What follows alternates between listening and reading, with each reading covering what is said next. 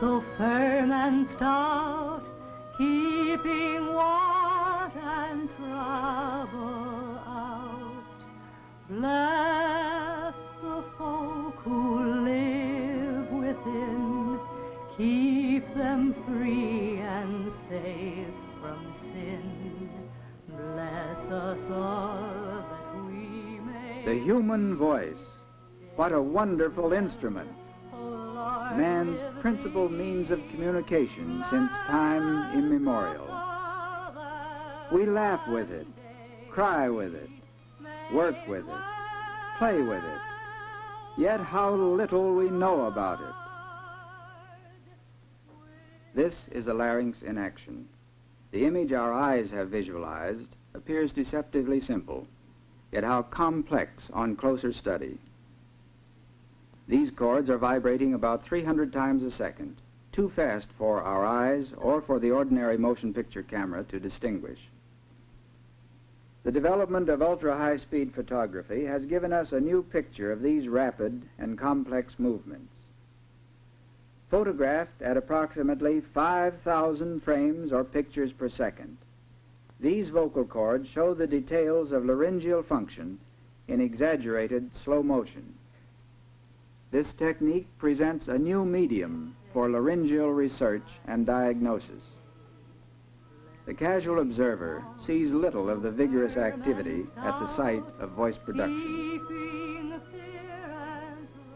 Note the position of the vocal cords deep in the larynx. Here is the airway leading from the lungs to the larynx, and thence via the pharynx, mouth, and nose to the outside.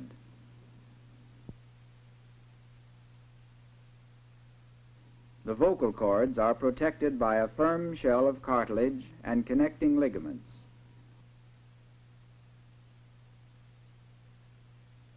The thyroid cartilage pivots on the cricoid cartilage.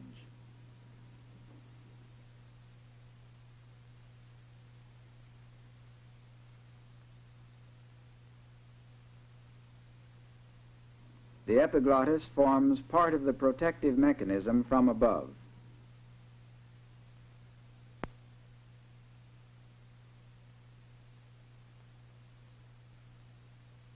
The arytenoids are directly concerned with the abduction and adduction of the vocal cords. In the light of recent observations, the rotatory motion pictured here should be replaced by a smooth lateral glide.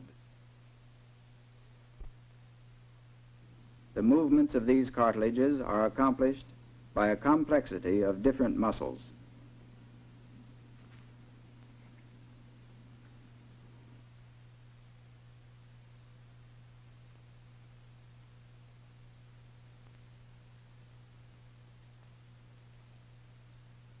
The result of these complex movements can be visualized with the aid of a mirror placed in the pharynx. The image of the larynx is reflected by the mirror to an observer or to a camera. We have chosen this indirect method of observation for our cinematographic studies because it permits visualization of the larynx under normal functional conditions. For the same reason, no local anesthetic has been used.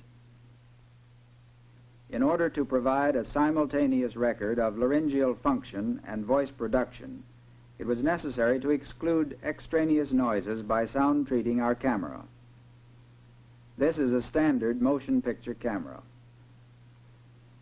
After the patient has moved into position, a number of simultaneous photographs and recordings are obtained. This shows a female larynx producing normal sounds. Action and sound will be reproduced just as eye and ear perceive them.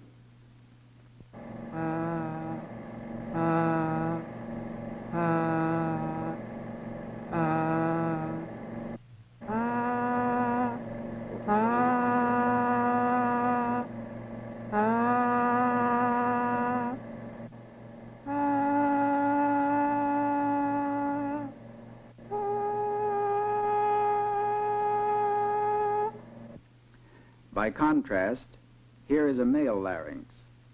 Again, the voice was recorded while the larynx was photographed.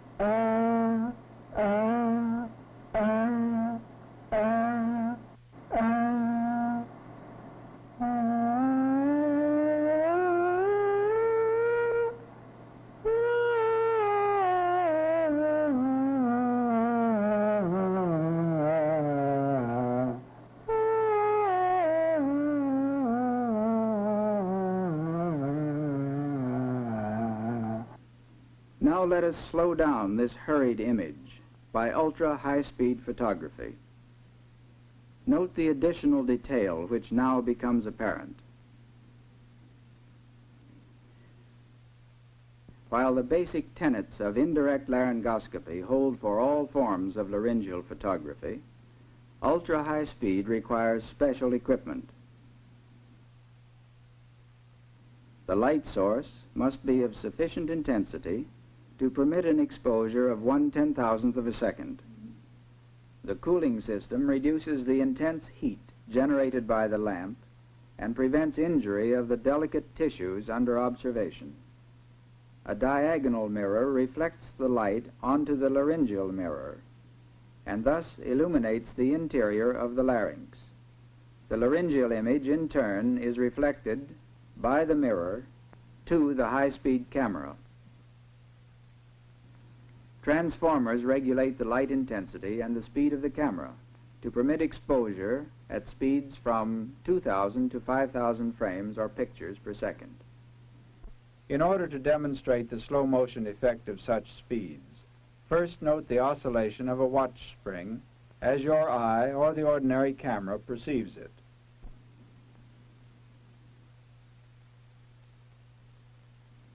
Now observe the same phenomenon at ultra-high speed as our special camera records it.